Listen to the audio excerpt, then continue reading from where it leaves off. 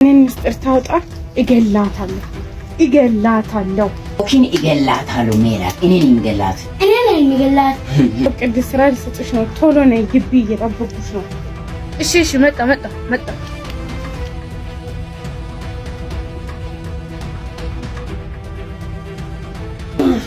ማነው? ምንድነው?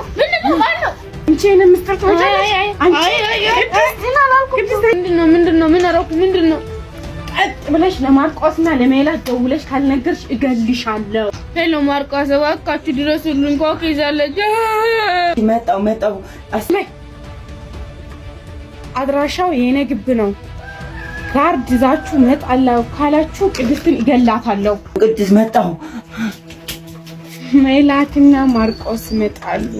አሁን ሶስታችሁንም እገላችኋለሁ። በጣም ደስተኛ ነኝ።